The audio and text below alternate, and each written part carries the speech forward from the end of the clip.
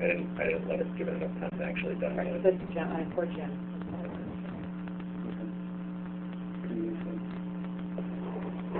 Yeah, do it.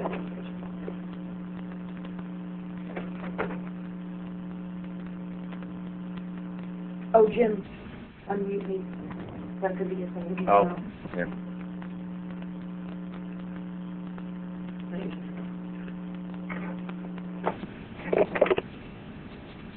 Actually recording the event. And we would like to begin this event, as we do each of our events, with a poll. And this should give you just a little bit of an introduction of how this tool is interactive. So if you'd all take a second and click one of the options that's in front of you on your screen, whichever one you think applies best to you. And I'm going to give everyone a couple seconds to post their answer. And you should see the results being tabulated.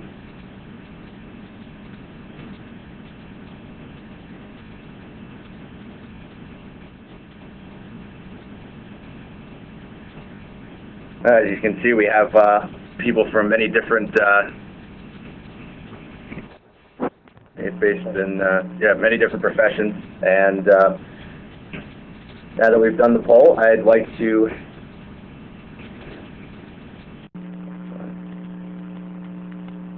hand this over to our event moderator, Mayor Steve Goldsmith. Thanks, Jim, and welcome everybody. We're delighted on behalf of the Kennedy School's Innovations Program at Harvard to co-host this conversation with HUD and performance results. Let me just do a minute or two of background, and thank you all for joining us. We began here a working group funded by Pew of mayors around the country on issues of how City Hall and faith organizations interact.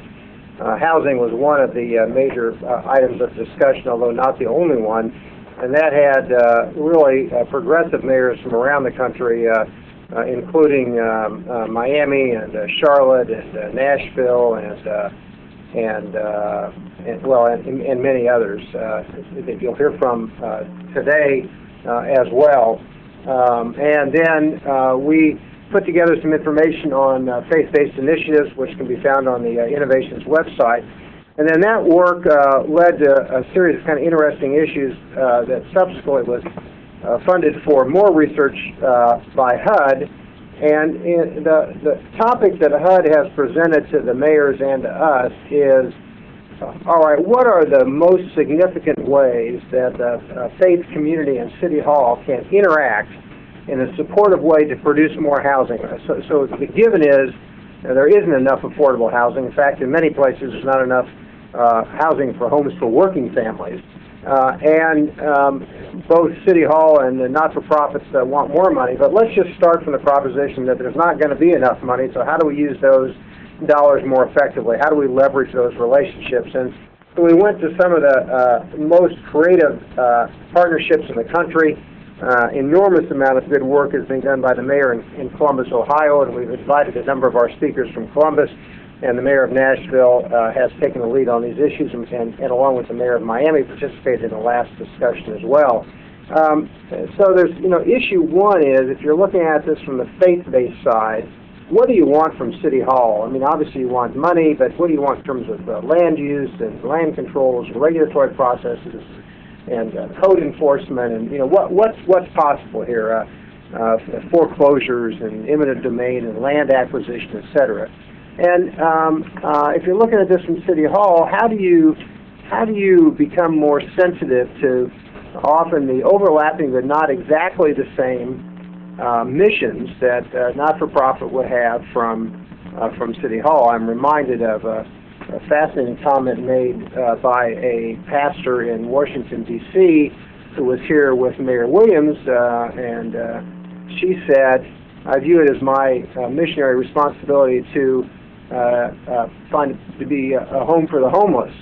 And I'm happy to partner with the mayor so long as he realizes that I'm trying to get them out of homelessness by connecting them with salvation. And as long as I can do both of those, I'm okay. So essentially what she was saying is, I'm happy to participate on my terms, which led to an interesting discussion about how much of that the mayor could in fact fund.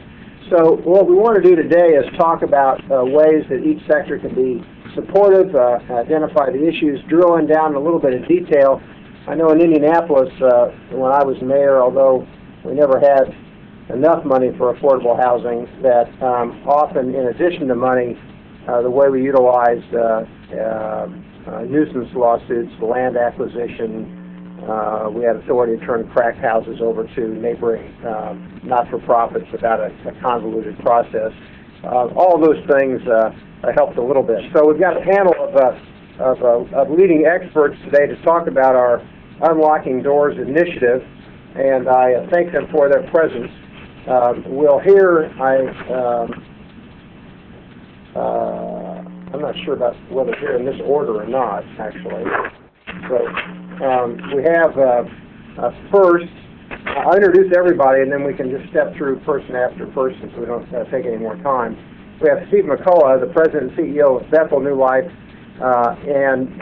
Chicago has been just a fascinating place where Mr. McCullough has done some excellent work.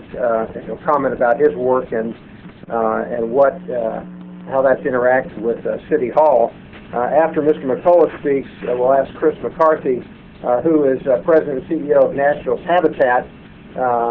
Habitat is Habitat's almost ubiquitous now, I think, and we'll be interested in your perspective about how to gain even more scale and some of Habitat's earlier mission-driven work with respect to it's emanated from the faith community and had some pretty substantial principles there about not getting too entangled with City Hall or state government. Be interested in your perspective on that.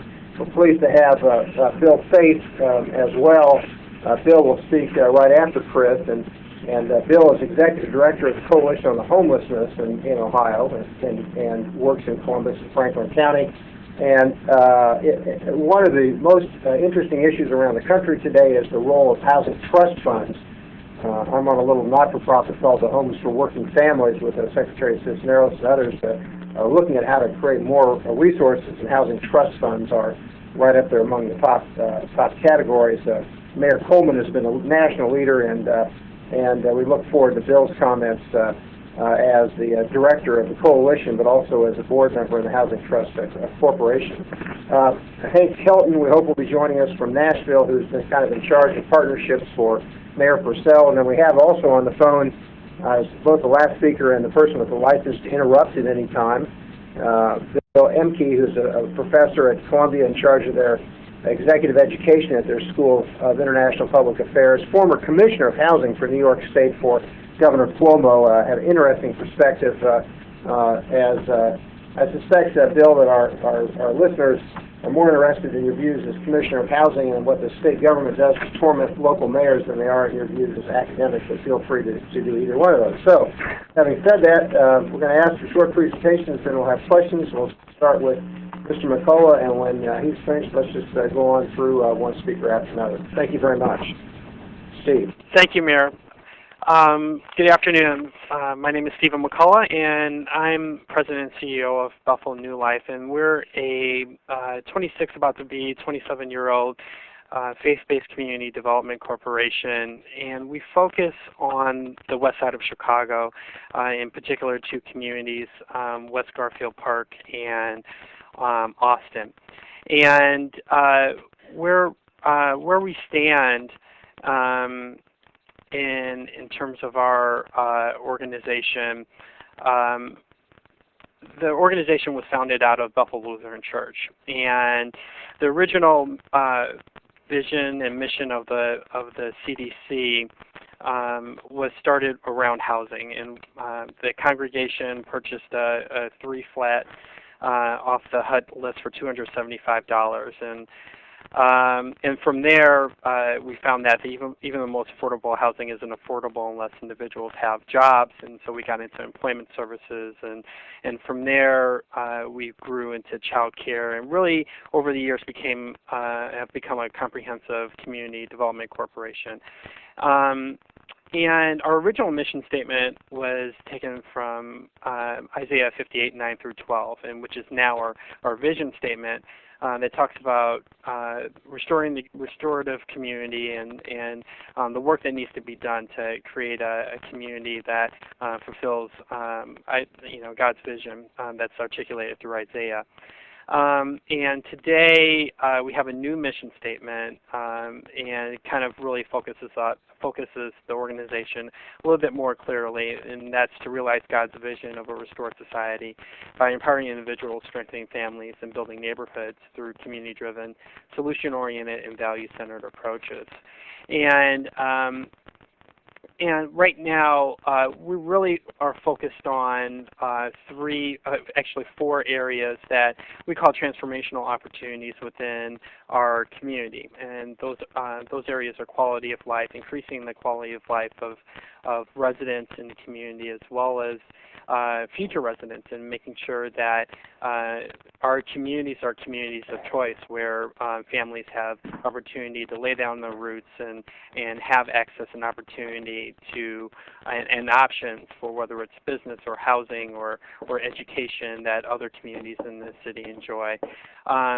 Also, transformation opportunity that we identify is around economic security, making sure that the residents have access and opportunity to resources, whether it's banking or commercial opportunities. Third area is around ecological integrity, making sure that we're good stewards of our land, and whether it's vacant lots or brownfield sites or abandoned buildings, and making sure that the environment is safe for residents in our community. And then the last area is around participation. That means increasing the citizenry of our residents and getting them active in whether it's voting, increasing voter turnout and voter registration, or local school council participation and things like that. So today, Buffalo New Life is a $15 million operation annually. We're spread out around about 15 distinct programmatic areas around housing and community organizing, child care, employment services, etc.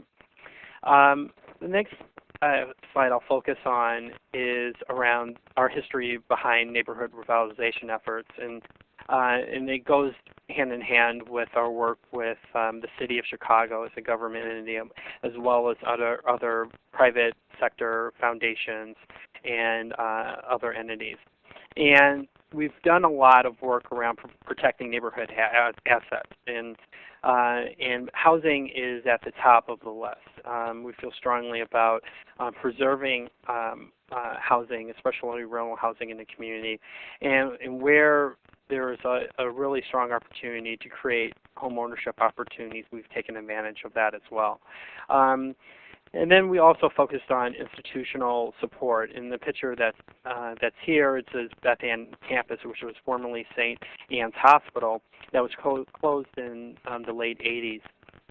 And we've taken that site and created over 200 units of senior independent living as well as assisted living, and a child care center is there, as well as our cultural arts center. And taking that what once was a vacant facility and then turning into an asset again is kind of a hallmark of what we do as an organization. The other areas, making sure that our planning and whatever we do is participatory, that there's intense effort on our part to include the community.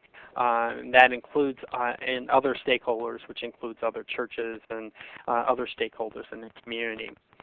The next slide goes to really promoting smart growth in an urban context, and again, it's around participatory planning. It's around transit-oriented development, and this is where we really work with the city, especially in terms of housing, working with the new Homes for Chicago program that gives significant subsidies to home buyers that are income eligible and gives them an opportunity to purchase a first-time home.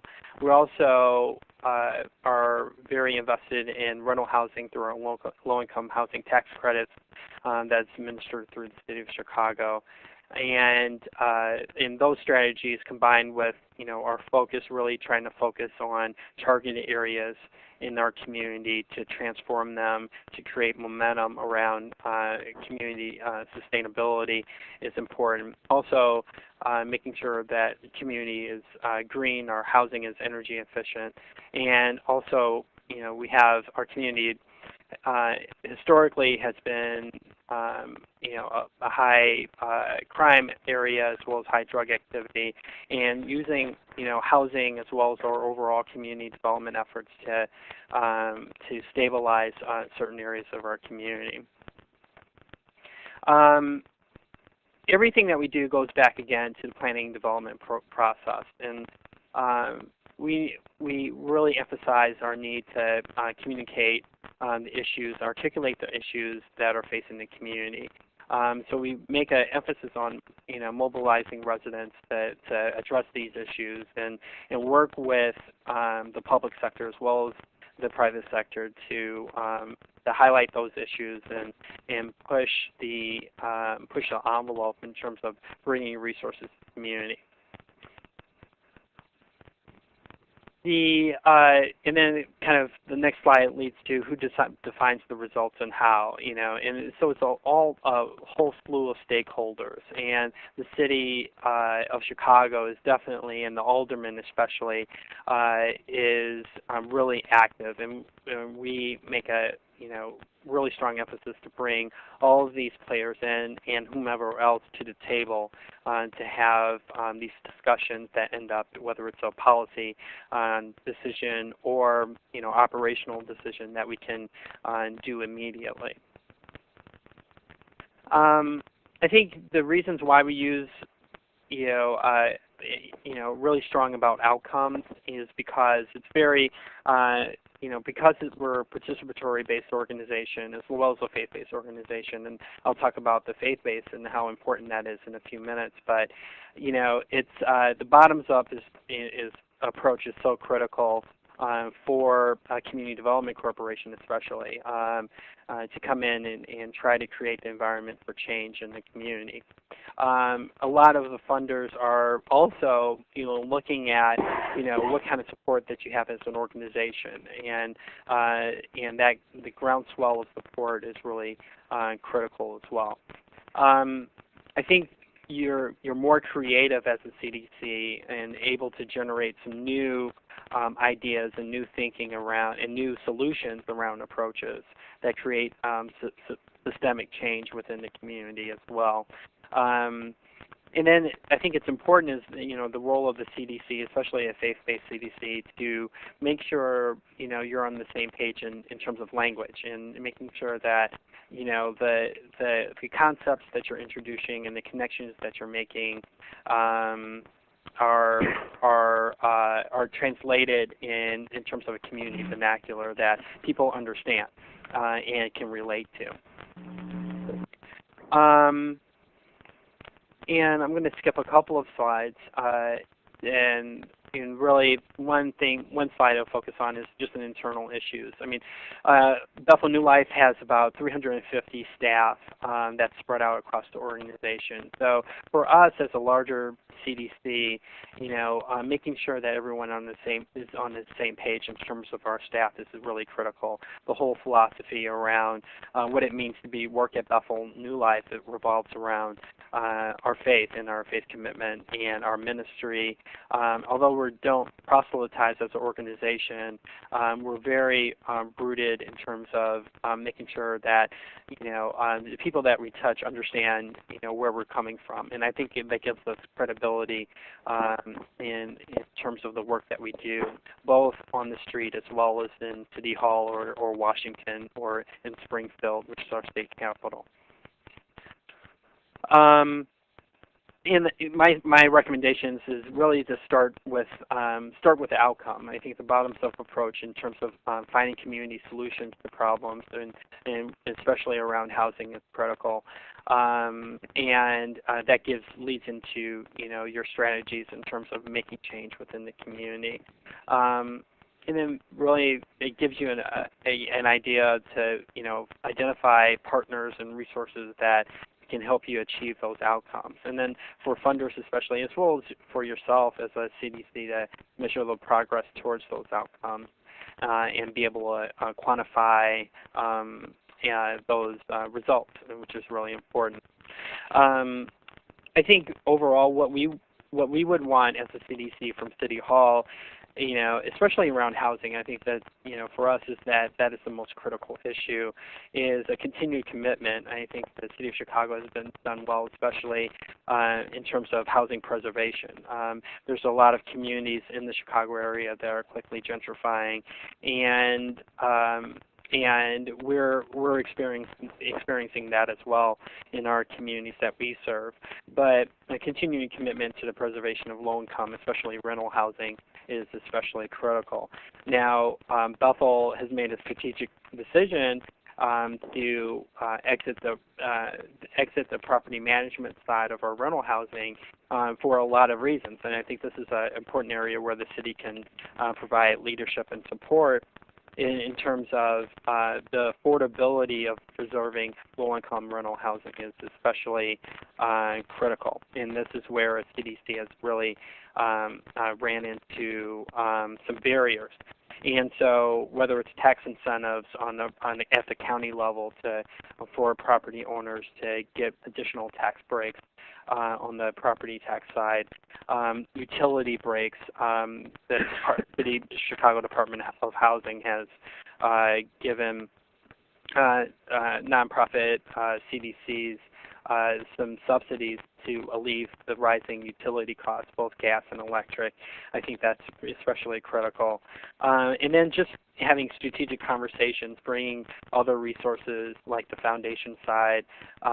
MacArthur Foundation in Chicago has been really leading an effort to bring property managers with CDCs, with the city together, and having conversations about, rescuing multifamily housing properties that either could gentrify or become useless. And LISC has been also an important factor in terms of being at the table and having those conversations as well. And the last few things I'll mention before I be quiet is that the role of us as a faith-based organization is really profound. I mean, in what I would call, what we would call, kind of like the 3 Gs in terms of what we bring to the table. It's really God, guts, and the gasoline. And God is what drives us as an organization in terms of, sustaining us and in initiatives that really take a very long time to deliver. And the church is very important because it gives us a really strong foundation to last through different administrations, through different funding initiatives on the foundation side, and really is our whereas other CDCs have kind of changed, with the funding stream or changed with the wind per se. I think faith-based CDCs have a staying power that's really critical in terms of driving change. The other, the guts is comes to the courage to ask tough questions, to take on initiatives that really other organizations really either don't have the capacity or don't have the will to do. And a couple of examples is we just built a commercial center at a critical intersection in our community that provides the new development for small businesses as well as a transit-oriented development site. And it took 10 years for us to get from concept into implementation. And us carrying the cost of that took both guts to stick with it, and then guts to go out to find the funding to put the project like this together. And then the last thing is, around the gasoline, and because of being faith-based and being able to pull resources from different congregations as well as the public sector and the private sector to pull off projects like this are really critical. So I'll just close with that and look forward to any questions. Thank you. Thank you, Mr. McCullough. Ms. McCarthy, you have the floor. Okay.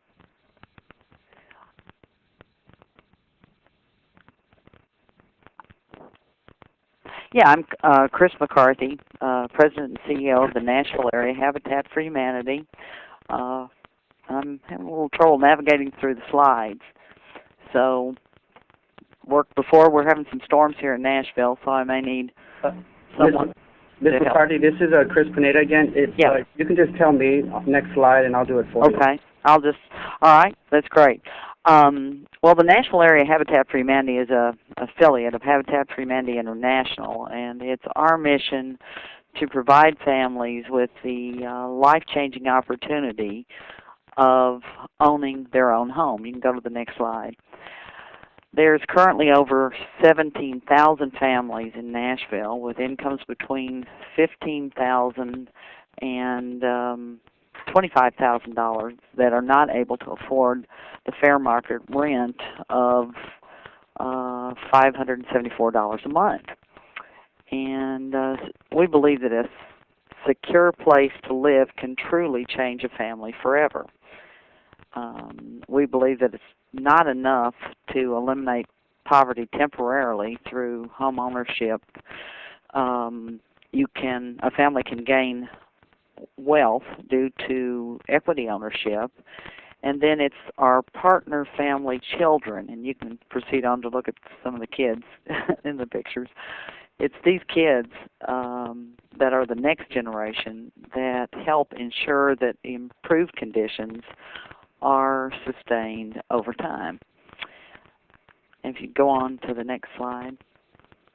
By the end of 2006, thousands of volunteers will be working with us, all ages, faiths, skill levels, will have helped us build and sell 274 homes in the Nashville community.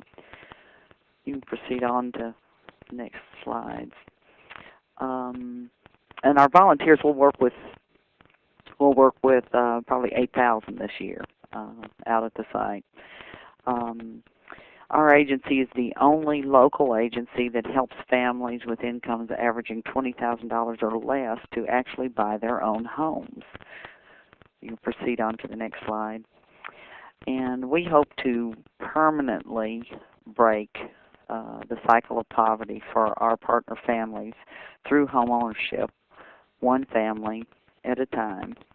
And by December of 2006, we'll have built homes for 911 family members, which includes 651 children of various diverse backgrounds.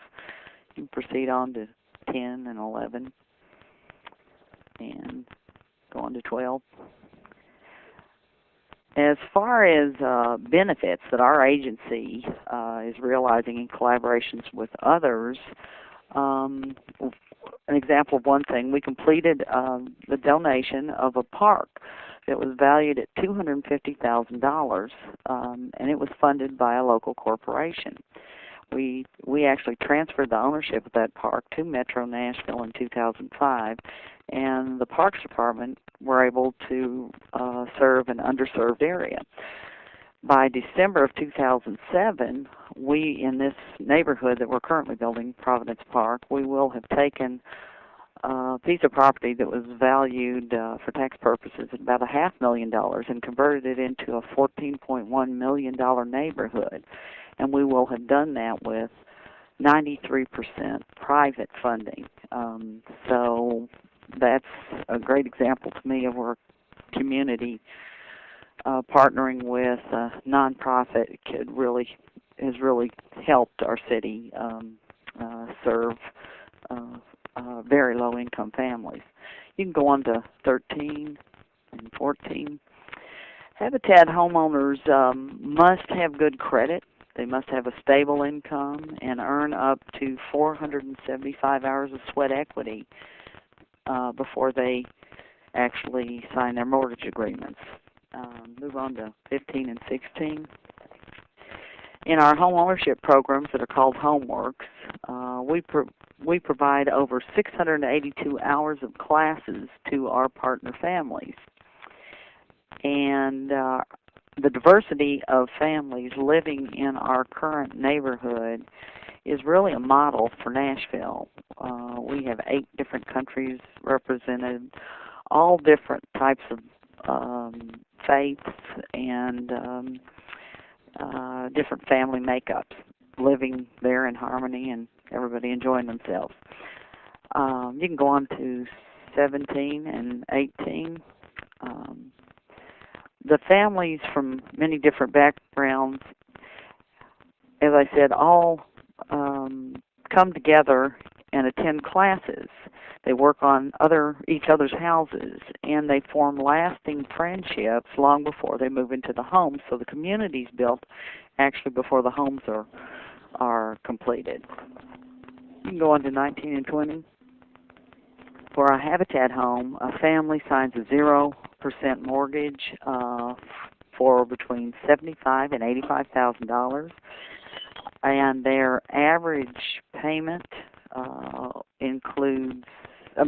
is between $350 to $450, which includes property taxes and insurance.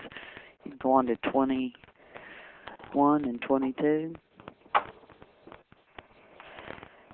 By the end of 2005, proceed on to 23 and 24, our families will have contributed $175,000 in property taxes to the local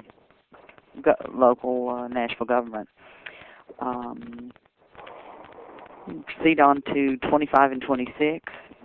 We've opened 2 retail operations that have helped us build 3 homes in less than 3 years of operations, and that has also helped the environment because people are giving us doors, windows, they're deconstructing houses and giving us materials that would normally end up in our landfills. So that really helps a lot. You can go on and proceed with 27, 28, 29, and 30. By the end of 2006, we will have worked with over 68,000 volunteers that have helped us since 1985. They're really the lifeblood of our agency. They're as diverse as our families. They come from all backgrounds, religious affiliations, and all different levels of skill. Go on to 31 through 34. It took our agency 15 years to build our first 100 homes and 5 years to build our second 100 homes, and we will build our third 100 homes in less than 3 years. So I guess I can sum up what we do as follows. We bring, and you can proceed on to 35 and 36 and 37. We bring a diverse group of volunteers together in faith and love to make a difference in the world through helping families that need assistance with affordable housing. We believe that the Habitat business model is something that governments should invest in to help solve substandard housing element, the substandard housing element of poverty, because it yields a high payback and a long-term return on investment to government. So if you look at it from a business standpoint, it just makes a lot of sense to do this. And you can proceed on to 35 through 40. So we're working every day to realize the Habitat vision, and we're taking steps to build families' lives one community and one family at a time. So these are pictures of a lot of those families that we've built with over the last several years, and I think the diversity here comes out loud and clear. So as far as I guess any other comments, I feel that when we look at our agency, we receive about $250,000 to $300,000 per year on a budget of $6 million to $8 million for infrastructure, mainly land development. And when you look at the return on that investment, it's basically an 8-year payback because the property taxes will end up coming back to the government, and it's a very reasonable investment that yields reasonable financial results for, I think, government or City Hall entity. I feel that City Hall, to ensure that they're accountable and flexible in dealing with FBO, with the faith-based organizations, they need to go on. They need to expect from us good metrics, good results-oriented audits, and return on their investments. And that's where they can ensure that partnerships with agencies such as ours really are good stewards of the tax dollars. And I guess those are just some thoughts I have, and I'd be happy to talk to anyone about habitat in general. Or Thanks, Chris. That was great, and as are the visuals. Yeah. Let's get a few questions here and a few comments from Mr. Faith, and then we'll go back and take questions for everyone, particularly as it relates to homelessness issue in Columbus and the Housing Trust Fund. Mr. Faith. Thank you, Mayor. I want to start by just telling folks a little bit about what we do, what my organization does, because we're a little different than some of the other presenters. Ohio is involved in, that I've been the executive director of for now 12 years. We're involved primarily as an advocacy organization. We work all over the state. We have 700 members across the state, the vast majority of which are low income oriented. They serve, they're nonprofit. They serve people in a whole range of homeless services you can imagine, as well as housing development. So we do a lot of work in the state legislature. We do some work at the national level on issues related to low-income housing. I've had a special relationship with our mayor, Mayor Mike Coleman, who I've been friends with for a long time on a personal level. And once he became mayor, and I think we could go to the slides. I don't see him coming up. Chris, this is Chris. I'm pulling him up right now. Okay. The mayor was elected in 2000, and since he's my hometown mayor, we spent a lot of time working with him because he ran on a platform and was deeply committed to helping to move the housing agenda forward. And one of the first acts that he initiated was to create a housing task force, which he pulled together a wide range of partners for that task force, and really gave us a very limited amount of time to develop recommendations on ways that the city can be, the driving force in creating and expanding housing opportunities throughout the city. And within a few months, the task force recommended numerous changes. And, I know probably a lot of you on this call have been involved in lots of task force and study groups that actually, made nice reports and ended up on a shelf somewhere. But the city actually moved forward with those recommendations right away. It's part of the mayor's commitment to neighborhood revitalization, affordable housing development, and preservation. It's one of the city's covenants to engage and promote strong, distinct, and vibrant neighborhoods. So when that process started, I think the centerpiece of what the mayor was interested in and what the vast majority of the members of the task force wanted to see was the creation of a local housing trust fund. Mr. Faith, sorry to interrupt. I just want to let you know we're having some technical difficulties, but we're trying to pull up your slides. Okay. I have notes, so I'll work off those. But the city initiated the Housing Trust Fund and committed a portion of the proceeds from the motel-hotel tax. So any of you that visit Columbus, Ohio, we appreciate your contribution to our local Housing Trust Fund. They commit roughly $1 million a year from that source. And after the city initiated that, the county commissioners here in Franklin County matched that commitment with $1 million of general fund money from the county.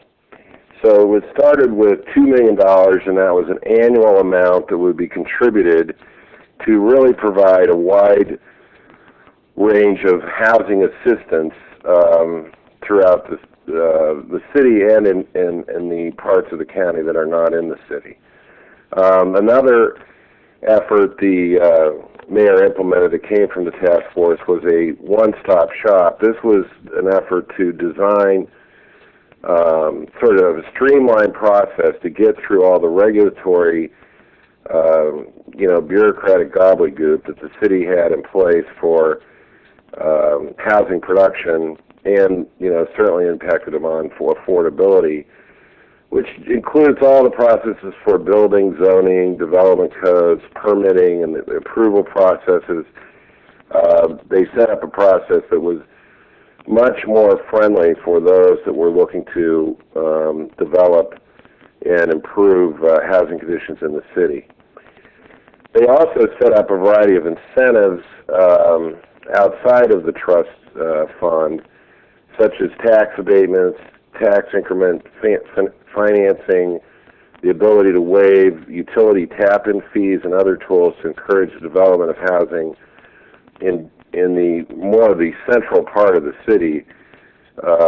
We had very few people that actually lived in the neighborhoods around downtown, and certainly other parts of our central city needed to be redeveloped. So the focus of those incentives was on the really core part of our city.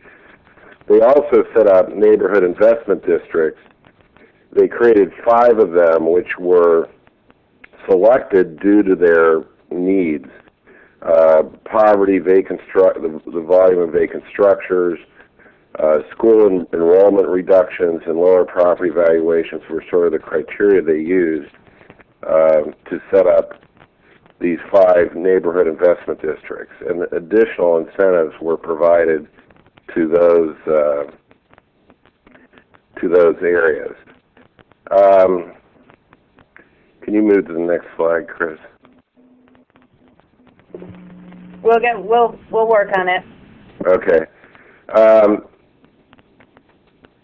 The other thing that Columbus, unlike some cities in Ohio, it did not have a very strong base of community development organizations or neighborhood-based organizations that worked on housing development activities. The city of Cleveland has a much more developed system of nonprofit CDCs and faith-based organizations that work on those issues, and some of our other cities in Ohio do as well. But Columbus did not have that strong of a system for those things. So one of the things that the city did was to help initiate what they call the Community Development Collaborative of Greater Columbus. And they pulled together... Mr. Faith, we're just going to interrupt one more time. I think there's some confusion about who has control over the slides right now. I would ask all presenters, with the exception of Bill Faith, to not be navigating through slides or changing the active presenter. We can all see that, so please just sit on your hands for the time being and allow Mr. Faith to continue through his presentation. I believe you should have control of your slides now, Mr. Faith. Thank you very much. And we're actually on the right slide. The Community Development Collaborative of Greater Columbus is where I'm at. But the city commits money to this collaborative and other partners of the collaborative, which include local funders, the Enterprise Foundation, Fannie Mae, a variety of other players, can all contribute money to this collaborative, and then they work together on reviewing applications from CDCs and community housing development organizations and commit just operating support to those organizations, because we know that if they're simply driven from revenues from project to project, that normally is not sufficient to give them the kind of money they need to have a healthy organization. So that effort's been good. So far, there's funding about $700,000 worth of operating support a year. That still needs to be beefed up, but at least we're off to a good start with that. The Housing Development Program is really a home ownership initiative that occurs in the neighborhood investment districts in those 5 districts. And they provide gap funding up to $30,000 per unit to help develop new home ownership opportunities in the form of a forgivable loan, which has been very helpful to encourage home ownership in some of our neighborhoods where we've had a big gap in home ownership, particularly in the central city. They also dovetail that with funding for down payment assistance for those families moving into those homes. So they help on both sides, in the development process as well as to help the family with some down payment assistance. The housing incentive program is really capital improvement funds that are not really housing dollars, but they steer those into housing development projects. That's also especially targeted in the neighborhood development districts.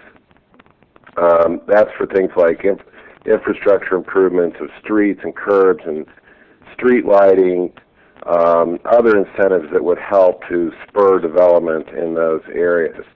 And that has really brought significant dollars in bigger projects that are looking at the need for infrastructure improvements to go along with the housing development. The rental housing production and preservation program is really focused on preserving some of our older stock of assisted housing. This is some of the old HUD stock, the Section 8 project-based units, and the priority is given to rehabbing that stock that's located within the city of Columbus's empowerment zones. But they've worked on a number of projects throughout the city with that program. As we have seen the development of some of our community-based organizations, the city has been willing to work with them on some interesting projects that really dovetails a lot of these programs or combines a lot of these programs into a single development. And I put up on this slide just an example of Greenview Estates, which is a project that's just now underway. It's an 11-acre site. It's being developed by Miraset Community Development Corporation, which is a faith-based group working in a given area of the city.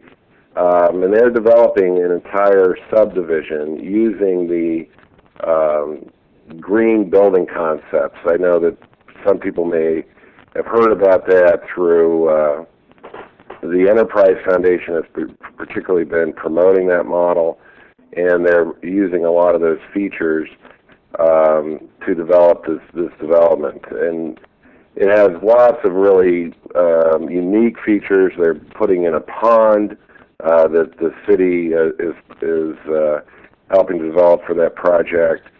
And this is on city-owned land, and all this development will have a 15-year tax abatement provided for the development and for the homeowners that will eventually live there. The infrastructure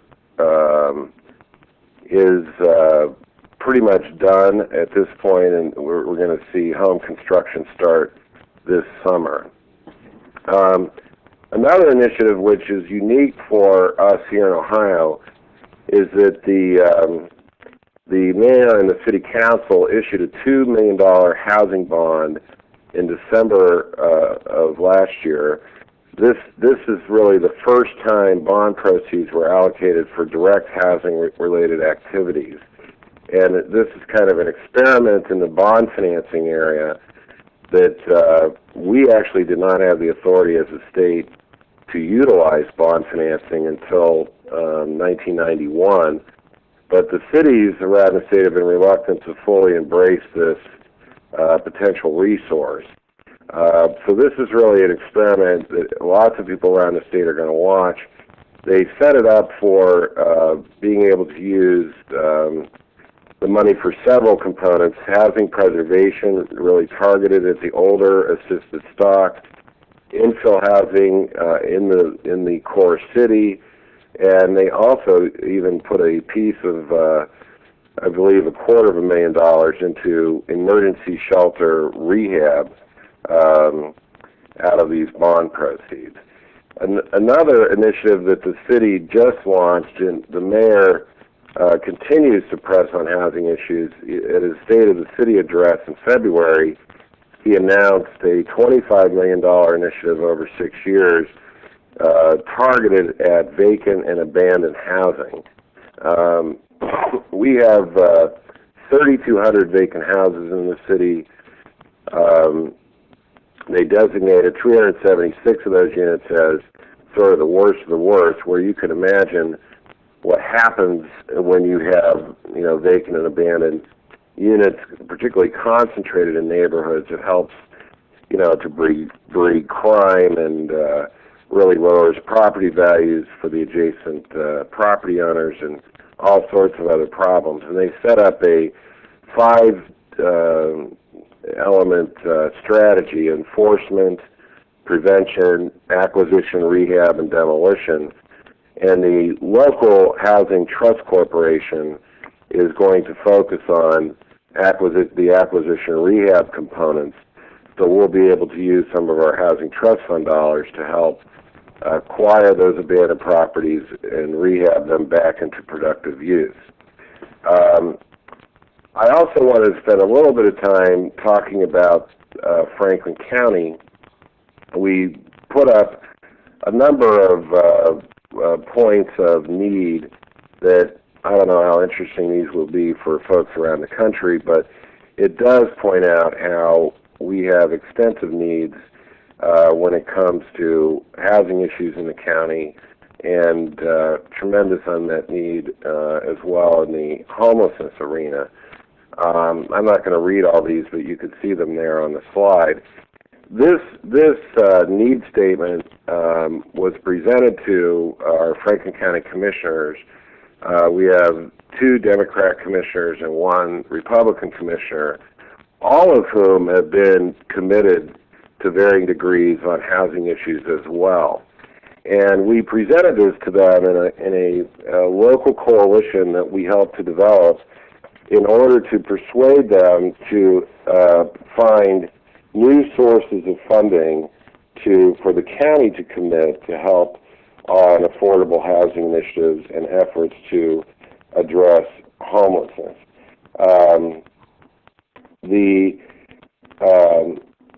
We have, let's see, I can't move the slide again. There we go. The proposal was to use 1 mil, an additional mil of a real estate transfer fee, and dedicate that really half of those proceeds to affordable housing development issues and other affordable housing needs. That would be administered through the Affordable Housing Trust of Columbus and Franklin County, and the other half of the proceeds for homeless prevention, supportive housing, and emergency shelters to address the homelessness issues here in Franklin County. The issue was debated in part based on this last slide I'll show you, that if you look, this is a map of Ohio, and all these little boxes are different counties in Ohio. The red counties have 4 mils or $4 per thousand that they utilize from their real estate transfer fee, and the pink ones have $3, the yellow ones have $2, and the green ones, like Franklin County right there in the middle, only utilize $1 of their transfer fee for uses by the county. So we were able to make the case that they should take 1 more mil so that ours would go up to $2 per thousand. That would apply to all real estate transactions in the county, and that money would be committed to these 2 uses.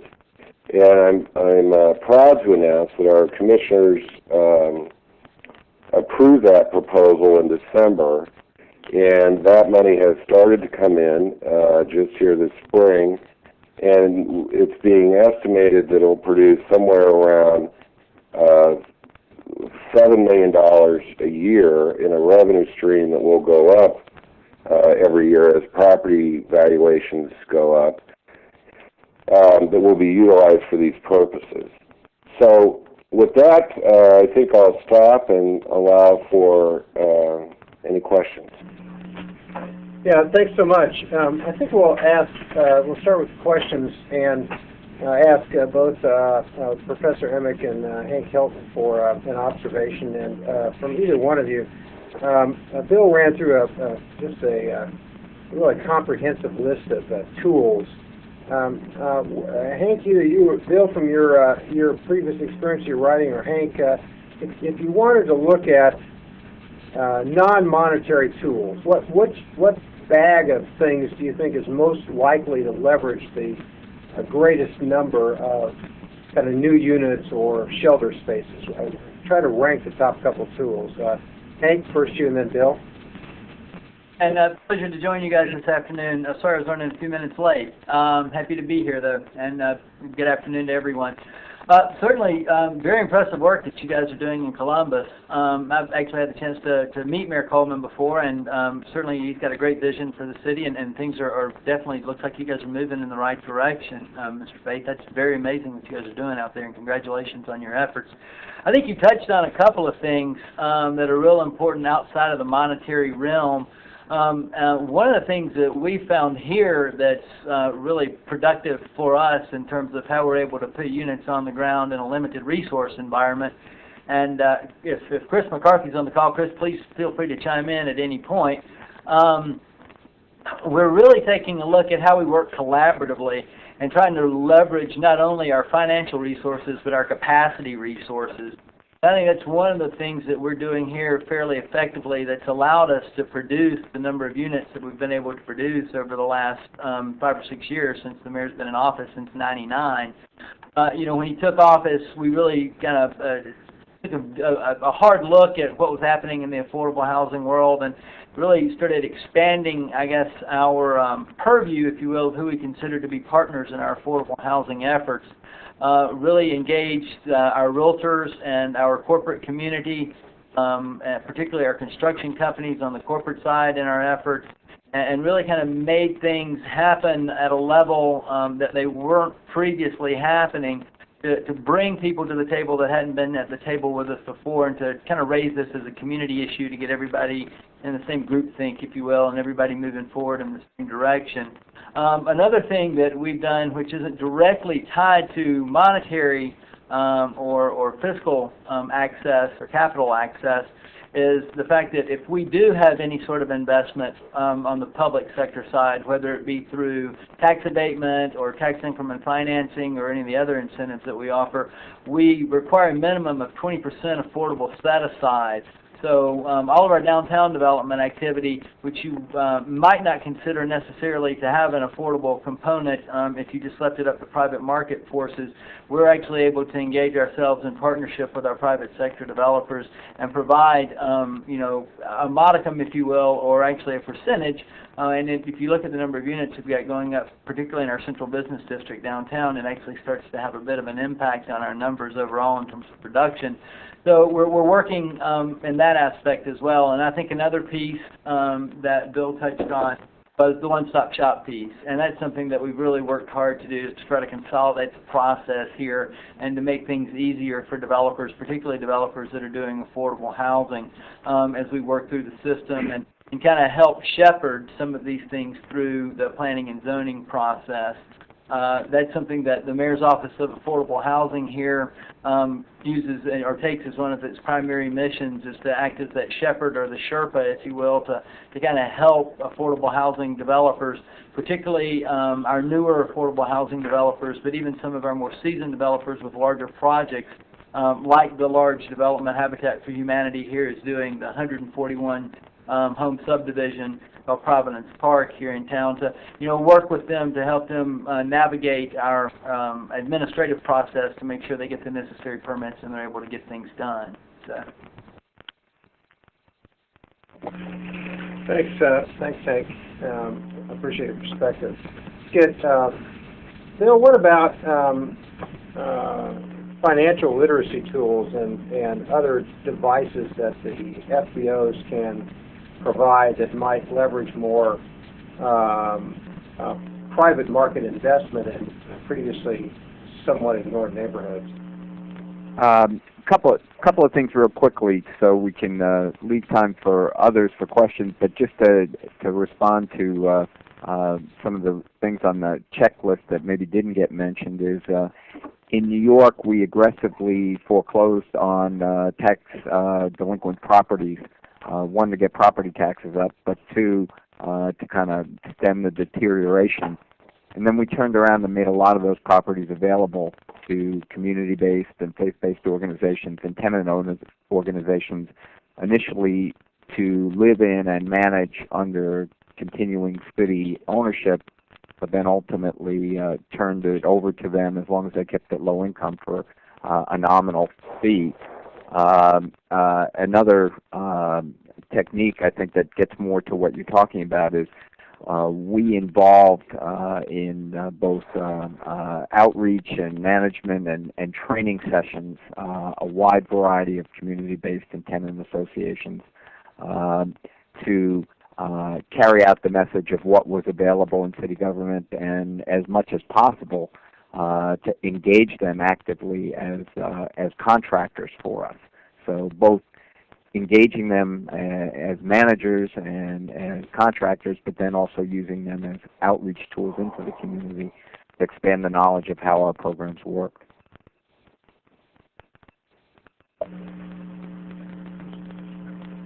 Thanks, Bill. We're going to go to some of the other questions we have posted in from the listeners. Habitat, all of us have been involved in these kind of exhilarating habitat events where a wonderful group of individuals puts together a house in record time. What are your observations on how one of the panelists, one of the audience asked, how Habitat works in cities where there's a very large amount of multi-family stock? Does the Habitat model work for that as well? I was represented U.S. affiliates on Habitat for Humanity International's steering committee for their strategic plan 2011, and the Habitat model works in a multifamily setting, and they're expanding it. It started as a grassroots effort, building homes. It grew into organizations like ourselves that build communities, single-family homes. But as we run into increasing costs of home ownership and different desires, different types of populations that are in need of homes, like older people, senior citizens, people that really don't want a yard or the traditional suburban house. The Habitat is adapting its programs to build townhouses, inner city, and they're looking into rental options as a way to move people from Section 8 into a rental component all the way into the full-blown home ownership like we're practicing here in Nashville.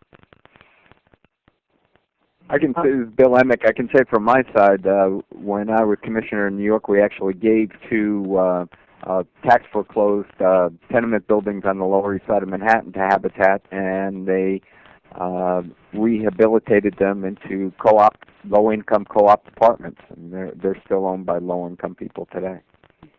Yeah, there's a lot of need for that. The face of the families is just like the face of America. It's all different ages, sizes, and types of families with different needs, and where senior citizens want access to what we might have downtown, it's more and more important to look at innovative ways to house families. This conversation is a little too agreeable, so let me pass on one of the more provocative questions. That is, to what extent are we comfortable with allowing or encouraging faith-based organizations to do behavioral modification as part of their housing offering?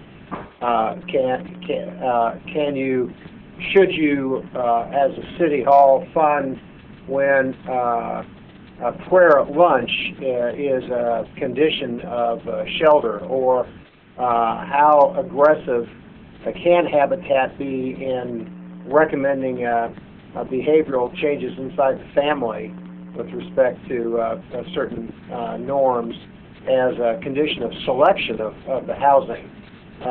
Any comments from our presenters, either on City Hall or the faith-based side? Let me just have an interesting perspective about this, because we had a wonderful faith-based homeless group run by the Nazarenes in Indianapolis, and we ended up with a contract with them so that the folks who were in the homeless shelter eventually did landscaping in the area, and then they moved from community service landscaping to actually being employed by local folks who needed landscaping, gas stations and the like. And then I remember the day that the director came over and complained to me that I was also right behind him funding a separate shelter where people just checked in for the day, got their lunch and left, and he thought the proximity and the incongruity was problematic. That is to say, shelter A, you worked and got self-pride and learned some skills. Shelter B, you checked in, got food and a place to sleep and checked out. What role should City Hall play with respect to those issues? Any of the panelists? Well, I could speak to that to some extent. This is Bill Faith. We have, in the homeless arena particularly, there's lots of organizations that historically were started as faith-based organizations, some of which are very well known, like Salvation Army or Volunteers of America. There's a number of other Catholic organizations, various Protestant groups that started initiatives. And essentially, we, both at the city level and at the state level, have criteria that they cannot use public funds to for proselytizing purposes. They can certainly offer services or, prayer time, but that has to be voluntary. It can't be mandatory participation on the part of the clientele. And this has created some conflict because there are some groups that simply do not want their faith mission to be controlled or sort of dictated, regulated by public entities. And I think that when push has come to shove, I think the public sector has said quite clearly that's fine, but then you can't expect us to be able to provide operating support if that's the model you're going to use.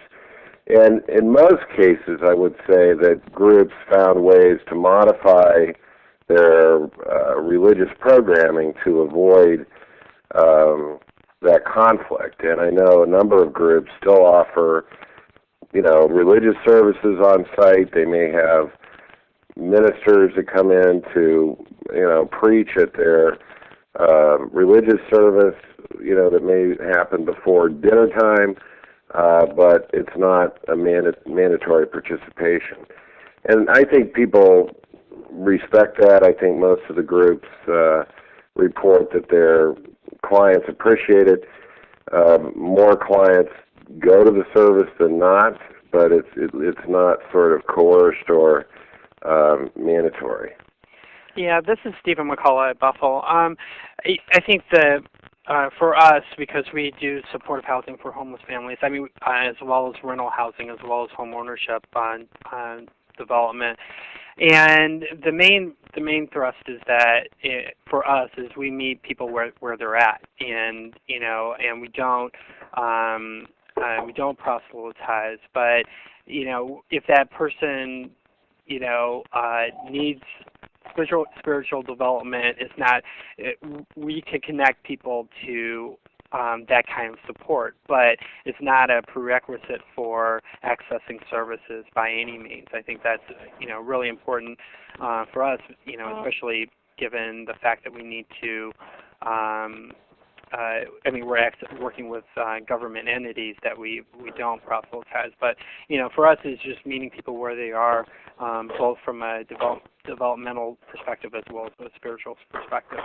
This is Chris McCarthy from the Habitat perspective. Of course, Habitat's a ecumenical Christian organization, and but we are very inclusive in our organization, and we believe that it actually increases the whole marketability of our programs to a much larger audience. For example, we do interfaith bills, which include all different types of religions, of course, Christian mosques, synagogues, temples, Hindu faith, and what we find is these bills allow people to focus more on their similarities than their differences, and as a result, it builds a lot larger audience of volunteers and community support around important social issues such as housing and affordability of housing to low-income families. And I guess this is Hank from Nashville. One of the things to touch on exactly, I think what everybody else has said, we have organizations that choose not to accept our money because they don't want to change their business model. And then we work with a number of our FBOs that actually create an independent, if you will, or an entity that's a subsidiary of probably their more religious-based or I guess whatever you want to call it, activities in terms of the faith aspects of what they do and spreading the gospel, if you will, but to provide that with supplement that activity with an actual entity that just focuses on the community development side of the world. And if the customers of that business decide to cross over and utilize the services of the other book of business of the then they're more than welcome to do that. There's a provocative, we're going to take two more questions. There's a provocative question here from a person who will remain nameless saying, well, I already have plenty enough quality competition for my dollars. What do I gain by dealing faith groups into a process? There's already not enough money to support the current providers. Anybody like to defend religion? Yeah.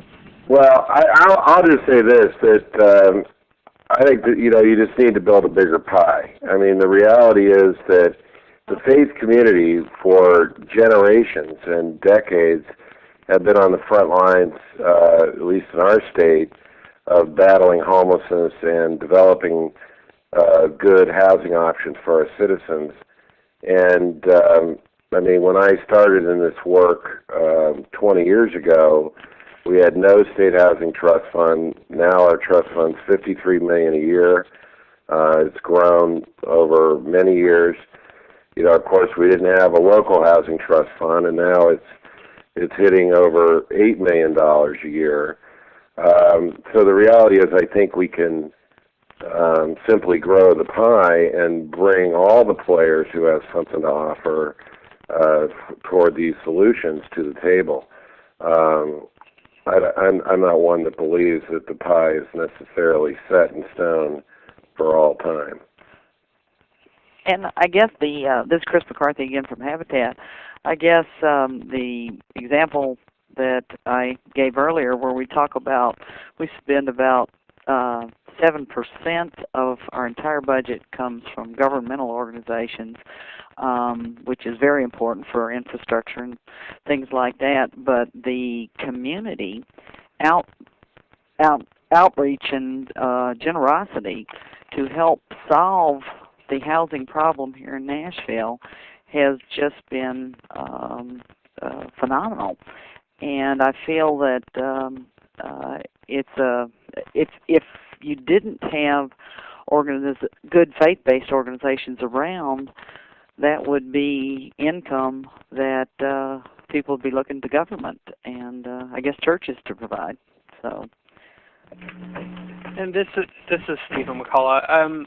Yeah, I mean, we've been faith-based before it became, a popular term, and we'll continue to do so regardless of whether or not, government funding is there. The question is, what kind of like multiplier effects can you generate to create systemic change for low-income individuals and families to get access and opportunities? And if we can, kind of connect the dots between the faith community and government resources to create more capacity, then, it'll be a benefit.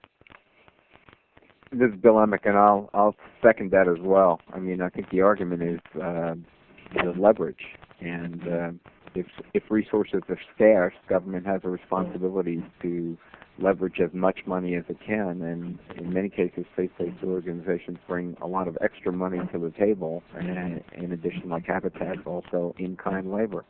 Yeah. We've got to go with where we can get the most bang for the buck. Well, let me close, Bill, with asking each presenter if they have a brief comment about the last question asked by the audience. At least the last question we'll ask that was asked by the audience, which is, what are the best sources of revenue to create a housing trust fund? I mean, there's a whole variety of ways to do that. For many of our speakers, because right now we're talking about stretching resources, and I think I heard a few of you say, well, faith-based providers are historical players, and besides that, if you have them in the mix rather than outside, they can be effective advocates for more resources. Logical place for local government to go for more resources is housing trust funds. So thus the last question, what are the best 2 or 3, 4 revenue sources for housing trust funds? Any of our panelists? Well, I could start with that. This is Bill Faith. The resources that we have looked at using would probably have 3 or 4 main characteristics. One would be that it's relatively easy to administer. You don't want to have to create some whole new bureaucracy to collect the funds, which will cost you lots of dough, so you don't end up having that much in the way of proceeds. The second would be to look for sources that are tied to the housing business.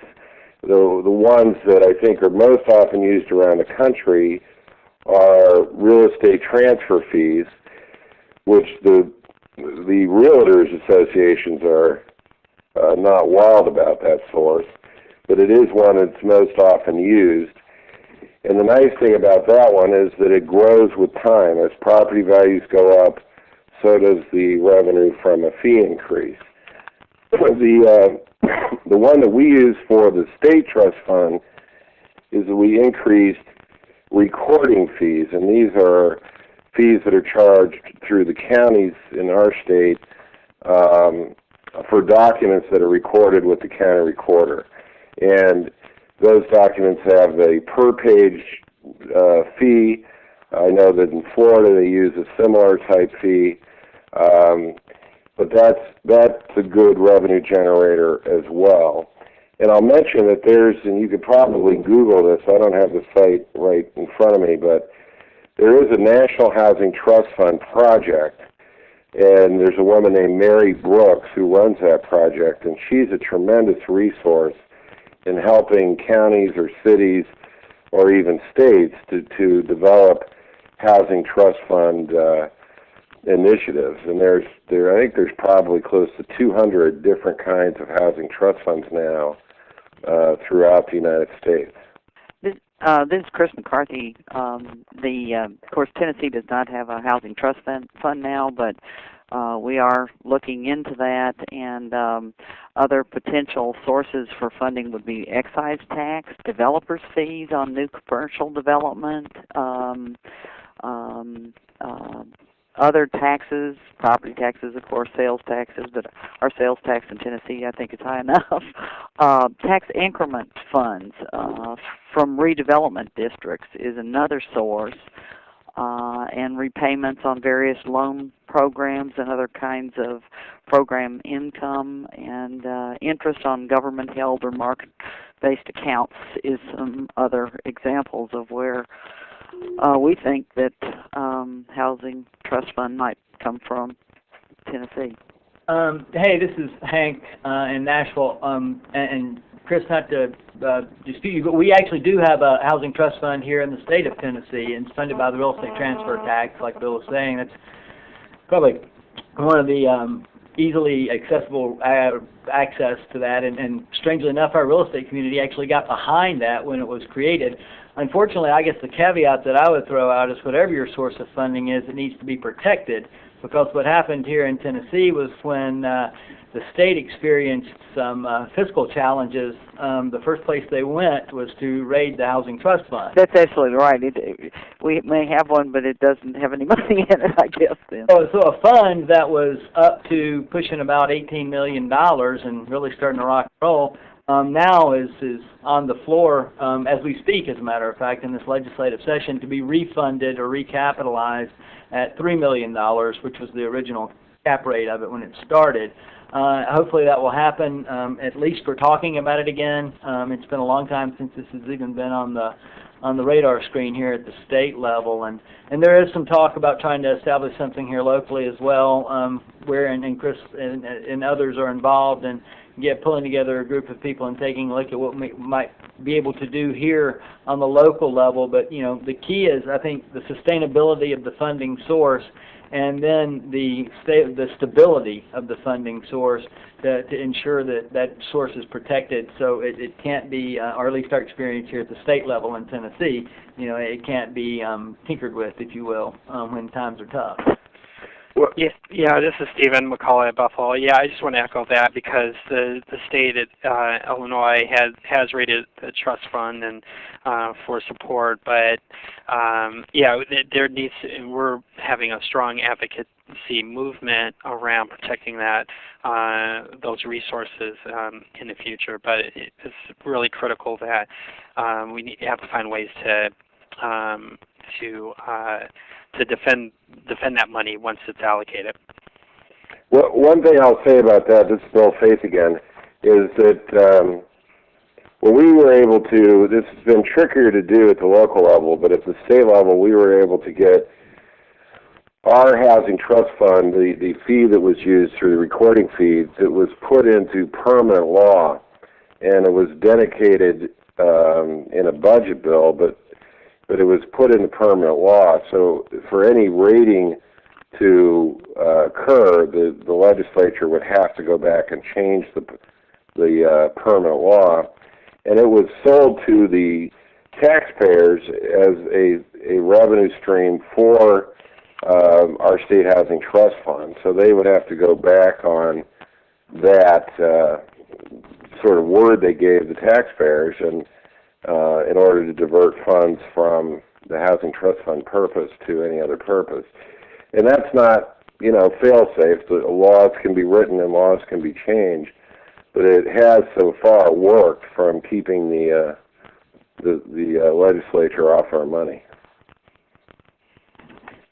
Yeah, well, it's Chris McCarthy again from Nashville. I feel I'm also a state support organization board president for Tennessee, and that we analyze kind of the trends in housing for our affiliates across Tennessee. And there's about 53 affiliates, and the impact of not tying up that money so that other hands can't get into it. I think in Habitat affiliates across the state of Tennessee, once that fund was reallocated, we ended up there was about a 15% reduction in the number of Habitat homes that were being built across the state, and that's primarily in rural counties where access to corporate funding was, is more difficult. And so I'm glad to hear that there's something right now for $3 million. I know there's a state bill that's for $10 million that's been introduced, and I'm hoping that we can get that back here in Tennessee, because I think it's really important to have those housing trust funds. Okay, on that note, we want to thank all of our panelists for participating, Steven McCullough, Chris McCarthy, Hank Helton, Bill Faith, and Bill Eimicke. We appreciate your time. We also want to thank our sponsors who helped us host this event, as well as our audience. So that said, thank you all, and that wraps up the event. Thank you. Thank you. Thank you. Thanks. All right.